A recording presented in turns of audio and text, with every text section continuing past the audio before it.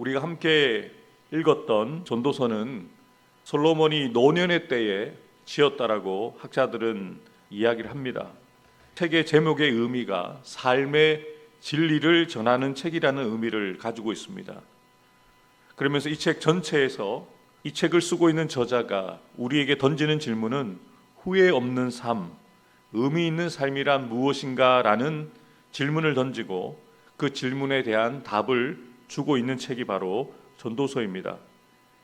1절에 이 책의 저자가 누구인지 분명하게 소개하고 있는데요. 다윗의 아들 예루살렘 왕 전도자라고 자신을 소개합니다. 저자가 전도서를 기록한 목적은 아주 분명합니다. 하나님을 떠난 삶은 의미가 없다. 이것을 전하기 위해서 전도서를 남겼던 것이죠.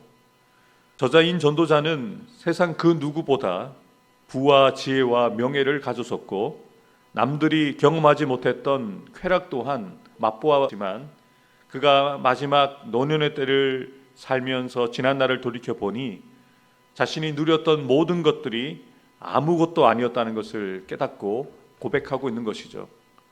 죽음 앞에서 그가 깨닫게 되는 것은 하나님 없는 인생은 공허하고 의미가 없고 실망과 허무 가운데 사라질 수밖에 없다는 것입니다. 그리고 그것이 너무나도 두렵게 느껴졌다는 것을 고백합니다. 그래서 이 전도서에는 허무라는 단어가 38번이 나옵니다. 구약 성경 전체에서 이 허무라는 단어가 사용된 수의 절반이 넘는 숫자입니다. 전도서에서 허무로 번역되어진 단어 히브리어 헤벨은 본래 추운 겨울에 하고 불어내는 입김을 의미합니다. 하얗게 보이다가 금방 사라져 버립니다. 그래서 이 허무는 텅 빈, 덧없음이라는 의미로 이 헤벨이라는 단어가 사용되었다는 것이죠. 그런데 전도자가 자신의 지나온 삶을 뒤돌아보니 자신의 삶이 바로 후 불면 사라지는 허무와 같다라고 고백하는 것입니다. 2절입니다. 전도자가 이르되 헛되고 헛되며 헛되고 헛되니 모든 것이 헛되도다. 전도자가 이렇게 모든 것이 헛되다고 강조하여 말하고 있는 목적이 무엇일까요? 이 전도서를 읽는 모든 독자들에게 세상의 것들에는 진리가 없다, 세상의 것들에는 의미가 없다라는 것을 전하기 위함입니다. 자기가 세상 사람들이 하고 싶어하는 모든 것들을 해보았고 가지고 싶었던 것을 다 가지고 누려보았는데 결론은 그것들이 다 허무하고 다 의미가 없다는 것을 깨달은 것이죠. 그럼 우리가 전도서를 읽으면서 그러면 어떻게 하라는 것인가? 우리가 어떻게 살아야 하는 것인가? 라는 질문을 던지게 되어지는데요. 그 질문의 답을 얻기 위해서는 이 전도서를 끝까지 읽어보아야 합니다. 오늘 본문에서 전도자는 이 땅을 살아가는 인생들에게 가장 근본적인 질문 3가지를 던지고 있습니다. 해 아래 영원한 것이 있는가? 해 아래에 참으로 만족할 만한 그 어떤 것이 있는가? 해 아래 무엇이 새로운 것이 있는가? 전도자가 얻은 결론은 영원한 것도 없고 만족할 만한 것도 없고 새로운 것도 없다라고 우리에게 선언합니다. 그러면서 몇 가지 예를 들고 있죠. 먼저 4절에 한 세대는 가고 한 세대는 오되 땅은 영원히 있도다라고 고백합니다. 한 세대가 와서 죽도록 고생하며 자기에게 주어진 인생을 다 끝내고 나면 그 세대는 결국 죽음을 맞습니다. 또 그 다음 세대가 와서 그 일을 이어가는데요. 그들 또한 다 죽습니다.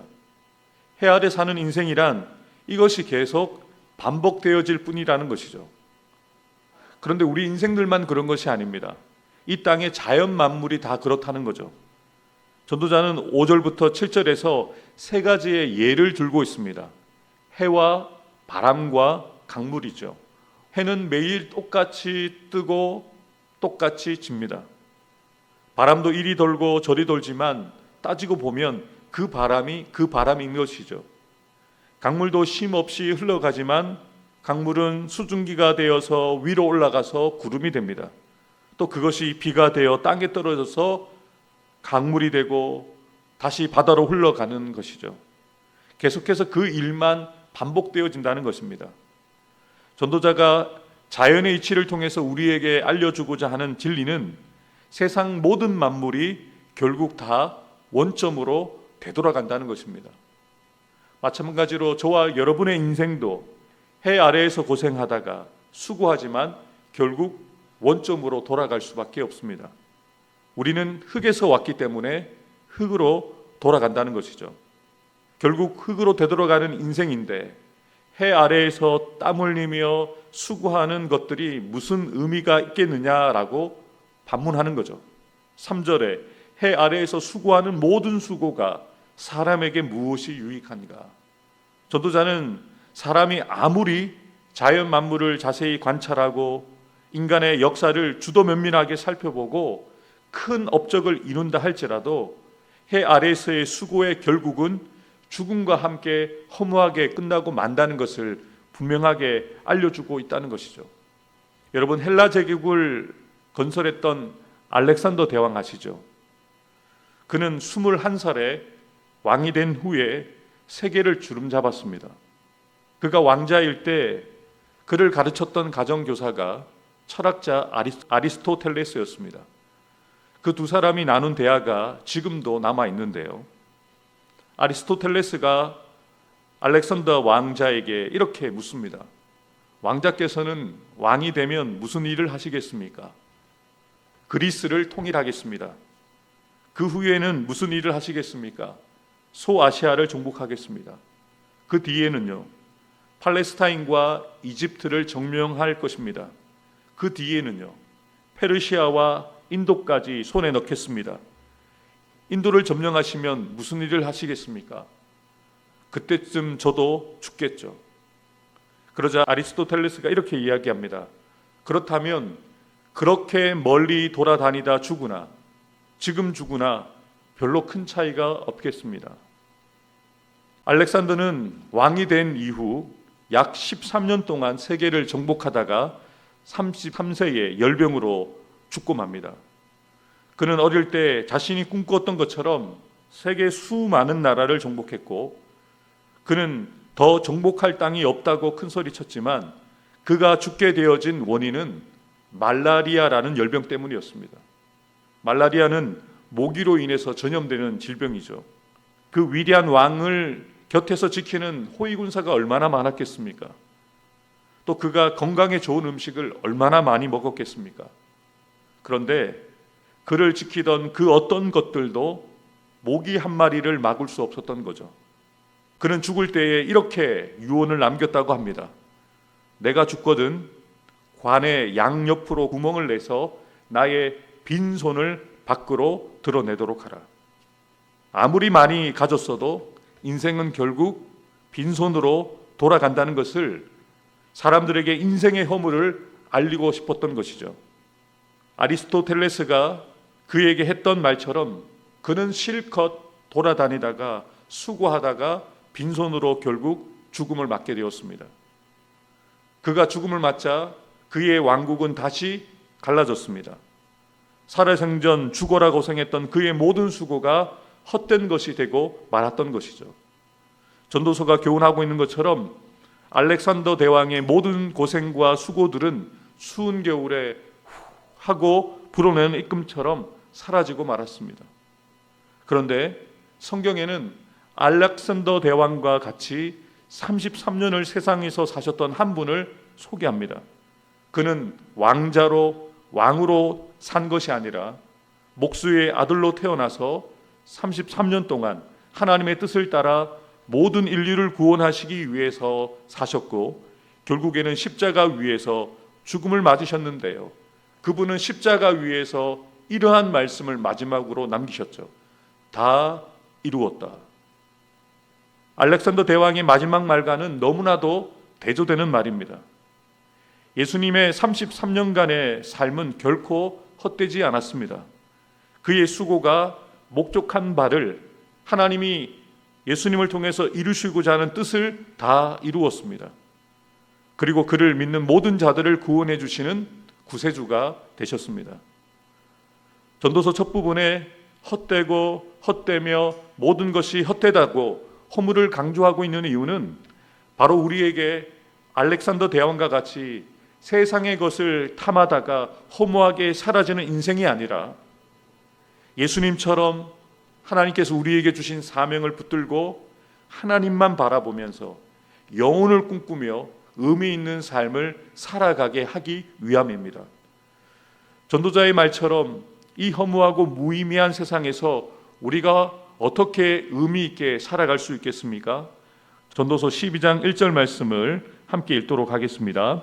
너는 청년의 때에 너의 창조주를 기억하라. 곧 공고한 날이 이르기 전에 나는 아무 낙이 없다고 할 해들이 가깝기 전에. 아멘. 전도자는 우리에게 창조주 하나님을 기억하라고 이야기합니다. 하나님을 기억하며 삶을 살아갈 때 이 무의미한 세상에서 의미 있는 삶을 살아갈 수 있다는 거죠. 사도 바울도 우리가 이 땅을 의미 있게 살아가는 비결을 너무나도 분명하게 선언합니다. 고린도후서 5장 17절 말씀인데요. 그런즉 누구든지 그리스도 안에 있으면 새로운 피조물이라. 이전 것은 지나갔으니 보라 새 것이 되었도다. 이 땅에는 새로운 것이 하나도 없습니다. 우리를 진정으로 새롭게 하는 그 어떤 것은 존재하지 않습니다. 그런데 오직 예수 그리스도로 말미암아 새로운 피조물이 됩니다. 새로운 가정이 됩니다. 새로운 공동체가 됩니다. 저와 여러분의 인생이 새롭게 되어질 수 있다는 것이죠. 오늘 하루 이 무의미한 이 허무한 세상을 오늘도 우리는 살아갑니다. 헛된 것을 쫓아 살아가는 이 세상 사람들과 우리는 구별된 삶을 살아가야 되지 않겠습니까? 이 땅을 의미 있게 살아가기 위해서는 우리는 매 순간 창조주 하나님을 기억해야 합니다. 또한 우리가 늘 그리스도 안에 있으므로 새로운 피조물이 되어 하나님이 기뻐하시는 뜻을 살아갈 때 우리가 이 무의미한 세상에서 허무한 세상에서 의미 있는 삶을 살아갈 수 있다는 것을 기억하면서 오늘도 하나님을 의식하고 하나님을 기억하고 오직 예수 그리스도 안에서 우리에게 주신 사명을 쫓아 하나님의 뜻을 이루어가는 저와 여러분들이 되기를 주님의 이름으로 축복합니다. 기도하겠습니다.